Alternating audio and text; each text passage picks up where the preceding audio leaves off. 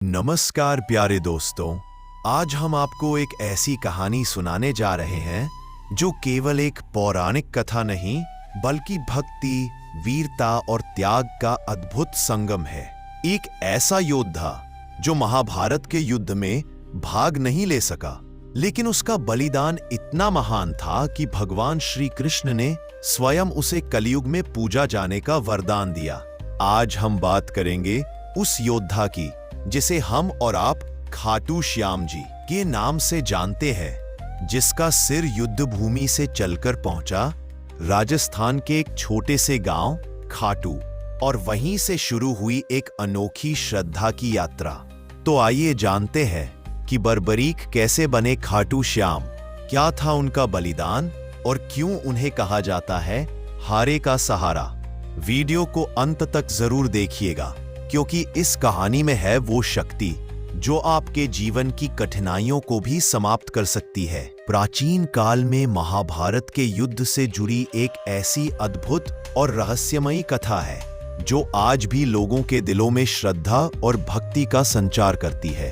इस कथा का नायक है बर्बरीक, जो बाद में खाटू श्याम जी के नाम से विख्यात हुए। बर्बरीक महाबली भीम के पोते और घटोत्कच के पुत्र थे। उनकी माता का नाम मोरवी था। बर्बरीक बचपन से ही अत्यंत पराक्रमी और बुद्धिमान थे। उन्होंने बहुत ही कम उम्र में दिव्य अस्त्र शस्त्रों की विद्या प्राप्त कर ली थी।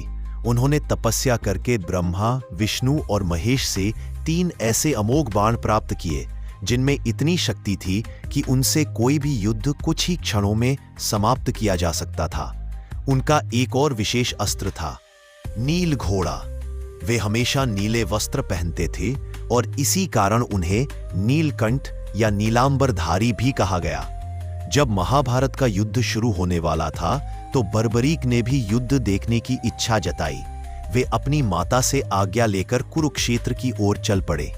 मार्ग में उन्हें श्री कृष्ण मिले, जिन्होंने उनका मार्ग रोका। श्री कृष्ण ने पूछा, हे वीर, तुम युद्ध देखने जा रहे हो या युद्ध में भाग लेने? बर्बरीक ने उत्तर दिया, भगवान, मैं युद्ध में भाग लूंगा, लेकिन केवल उसी पक्ष का साथ दूंगा जो कमजोर होगा। मेरा धर्म है हारे का सहारा बनना। श्री कृष्ण चौंक गए। उन्होंने समझा कि यदि बर्बरीक युद्ध में भाग लेंगे तो उनकी शक्ति इतनी प्रबल है कि वे हर बार हारते हुए पक्ष का साथ देंगे और युद्ध का संतुलन बिगड़ जाएगा। श्री कृष्ण ने बर्बरीक की परीक्षा ली और पूछा, क्या तुम दिखा सकते हो कि केवल 3 बाणों से युद्ध कैसे समाप्त करोगे? बर्बरीक ने पहला बाण चलाकर एक पेड़ की सारी पत्तियों को चिन्हित कर दिया। फिर दूसरा बाण चलाया और वो बाण उन सभी चिन्हित पत्तियों को भेदते हुए लौट आया। यहां तक कि श्री कृष्ण ने एक पत्ती अपने पैर के नीचे छुपा ली थी, लेकिन बाण ने उनके पैर को भी भेद डाला। अब श्री कृष्ण को विश्वास हो गया कि बर्बरीक अजय है। तब श्री कृष्ण ने उनसे एक दान मांगा और वो था उनका शीश। बर्बरीक ने बिना झिझके कहा, प्रभु, अगर ये बलिदान मेरे ज्ञान और भक्ति की कसौटी है तो मैं अपना शीश समर्पित करता हूं। उन्होंने हंसते हुए अपना शीश काटकर श्री कृष्ण को समर्पित कर दिया। महाभारत के युद्ध के कई वर्षों बाद एक किसान ने अपने खेत में हल चलाते समय एक चमत्कारी सिर पाया। उस रात गांव के राजा को स्वप्न में आदेश मिला कि यह बर्बरीक का शीश है और इसे यही मंदिर बनाकर प्रतिष्ठित किया जाए। इस प्रकार राजस्थान के सीकर जिले के खाटू गांव में खाटू श्याम जी का भव्य मंदिर बना, जहां आज लाखों भक्त आते हैं।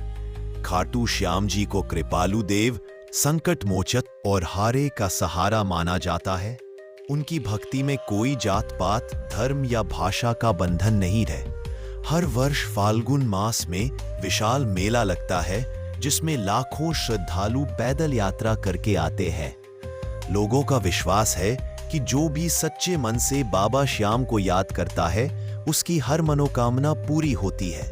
बर्बरीक से खाटू श्याम तक की यह यात्रा केवल एक योद्धा की कहानी नहीं है, यह त्याग, विश्वास और भक्ति की जीवंत मिसाल है।